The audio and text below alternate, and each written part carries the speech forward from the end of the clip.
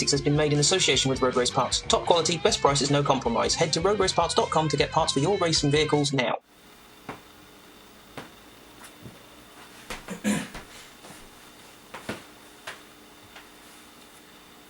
Hello and welcome to a new episode of Velocity Kinetics, and today we're not going to be discussing Formula 1, we're going to be discussing a concept that I've seen Volvo do quite a lot, and I've seen things that Ford might be doing, and I'm not sure what the Germans are doing in relation to it, but certainly it's a concept that's coming around more prevalently.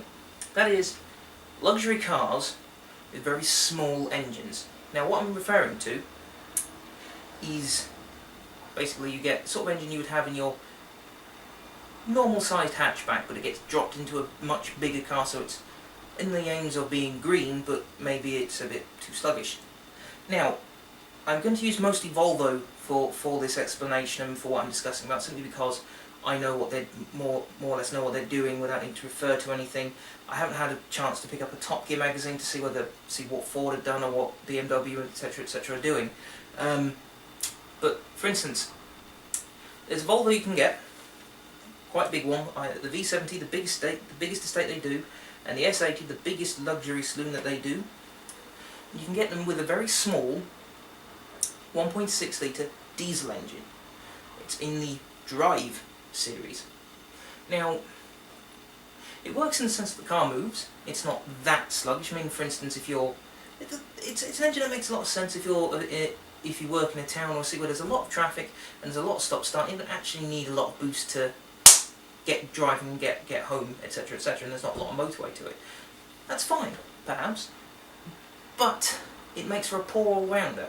It's one of these things, it sometimes feels like it's been done to drive down costs, so you have set engines throughout most of the models, and it's just you drop that into a different shell each time, which maybe if I had my own car company, I'd probably do the same, or certainly, you know, strategise and straighten up the engine range so they're all fairly similar.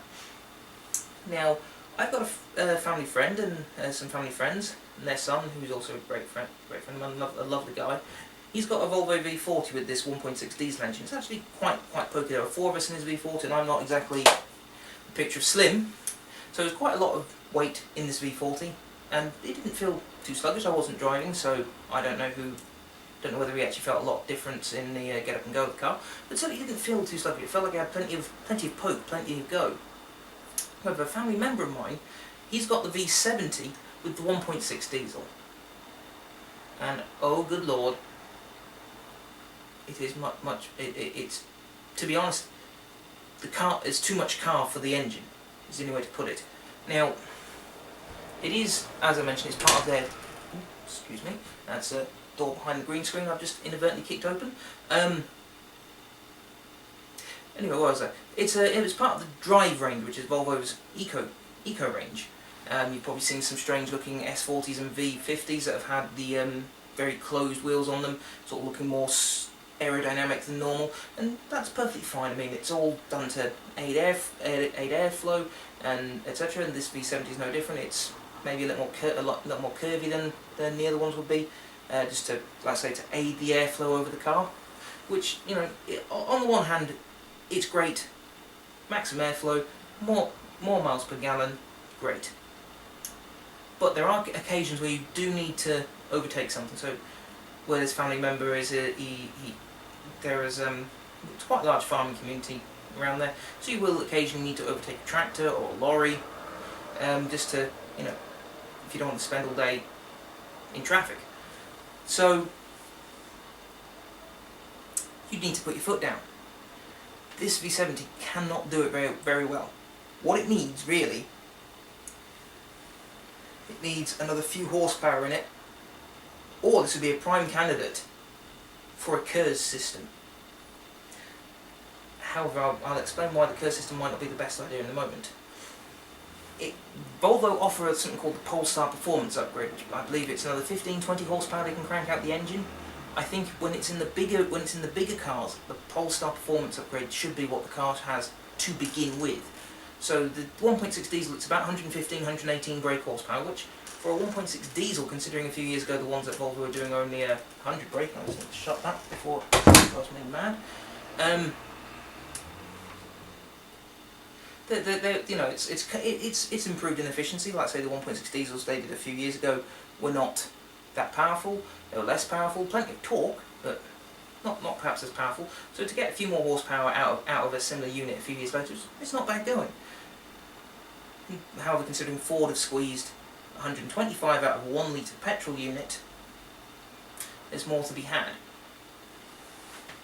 Now, it needs, like I say, it needs to be about 125 brake standard, I think. So it's not quite got enough there because it's just not quite got enough poke in there. Now, what I mentioned earlier, it could do with sort of like a curve system, a push-to-pass system. However, the problem behind that, great concept, something the car could certainly do with. It's no different to a Porsche, I believe, have got an overboost system on some of their 911s. The problem with it is it's extra weight in a car that's really struggling to drag its own weight around. So it's a toughie. Excuse my phone. So it's a toughie to decide what to do there, but also it'll drive the cost of the car up. So who knows? Then again, it's a luxury car, so cost shouldn't be that much of a problem, should it? It's something of a mystery to me, really. It's difficult to decide what to say where it stands. It's, let's say, it's a fantastic concept. Don't get me wrong, and as previously mentioned, if a lot of your commute is sat in traffic, you don't need 2 litres or 3 litres or however many litres you want. It doesn't matter how many horsepower you've got. You're stuck in traffic. There's not a lot you can do. So it makes sense in that aspect, particularly if you're not going anywhere fast. But when the road opens up and you want to get up to speed, it's not. Don't get me wrong. I make it sound like it's a complete tortoise in a freaking tank. It's not. It's not as slow as I was expecting when I had a ride in the V70. It's not as slow as I was expecting at all. It was a nice surprise because I feared it was going to be dead slow, considering the person I'm talking about went from a 163 brake car with 2.4 5-cylinder diesel down to this 1.6 4-cylinder diesel. So it's quite a come down. So I was expecting it to be a hell of a lot more sluggish than what it was. But it's hard to say really. Certainly, if you're doing a lot of motorway driving, it will get tiring very quickly. In the sense that it's just not. If you're the sort of driver on the motorway who likes to make progress, be it 70 miles an hour and sort of ducking in and out of cars, etc., it's not the engine fault. It's not the engine. If you're someone who goes on the motorway with dual counter and just as long as I get there, not asked when, as long as I get there, then it's not a bad car. But this concept of luxury cars with small engines, I won't say it's on a knife edge because who's not going to want to save a bit of money? You can be as I don't care as you want. If you've got an opportunity to save a few quid or a few dollars, whatever currency is that you're watching this video in the country that you're watching it in, if you can save a bit of your local currency, you're not going to complain. But if you're buying a car that big or that luxurious, it does need to have a bit of get up and go. That said, no one's asking you sort of what's it got under the hood. Most people will just see, for instance, in the Volvo case, they'll see a big Volvo estate. Yes, so it's like going to a party in a nice suit and everyone going, nice suit. Not everyone knowing that you bought it at Tesco or did it on the cheap from M&S or something along those lines. It's, like I say, it's a difficult one. It's a difficult one to decide. I'll open it up to debate. It's a concept that we're going to go with, and it's one of many things that I think is going to happen in the automotive industry. Whether it's a fad or not, I don't know. But certainly, with how quickly they're selling, it's not a bad thing. Sales could always be better. Always. Who would complain that sales aren't enough? Or are enough, sorry. Who would say that sales are enough? We'll see how many they're available in the second-hand market. That's something that we do need to establish, because if there's not a lot in the second-hand market versus what's been sold, then people are keeping them there very good. But if there's a lot in the second-hand market and they're not very old, then it's not the best sort of thing. like I say, it's one that's open up for concept. Granted, I haven't thought this one fully through when I've started this video, but who knows what it could be.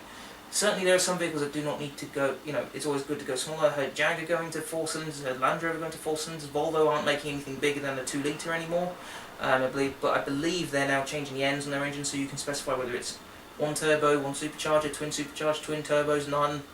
I believe you're going to have that sort of free play on what you can get. So, forced induction is the way to go. Let's not forget, as I've forgotten as far as I can recall so far, that this is going with forced induction, so it's not just a 1.6 diesel, no turbo, because that would be end of discussion. It's a turbo diesel. A lot of these smaller engines in these luxury cars, they're turboed. Maybe they could do with a little more boost pressure though. So who knows? I'm going to keep my eye out on things. I'll probably do another video shortly, or in a few months, to see whether there's that many around. Might even see if I can convince his family member who's got this V70 1.6 diesel to discuss it on camera. But who knows? Like I say, it's a great concept, and the car itself, when you're in it, it doesn't feel any different. It's just doesn't have, as mentioned, doesn't have the get and go you'd expect from that sort of vehicle. But I'm going to stop it there. We'll be back shortly after the Formula 1 starts off again, I imagine. Hope that everyone is keeping safe and well. I haven't done anything Formula 1 related in the off break, simply because everything's been done before. I can't think of anything unique to do. So my personal opinion on that front is, if I can't offer anything different, I'm not going to do it. But who knows how it's going to be after the summer break? Who knows? It's going to be at the lovely Spa-Francorchamps. Whether it's wet, dry, who knows? Or in between, alternating, changing. I don't know. I don't care. I just want the Formula 1 to be back like everyone else does, and we'll go from there. And if people are wondering where I've got this slightly mad Free Edgar 2013 T-shirt, I don't need to promote them. They've got a huge enough following anyway. But I'm an Achievement Hunter fan, a Rooster Teeth fan. If you want to get your own Free Edgar T-shirt, go and get one. And I'll see you later.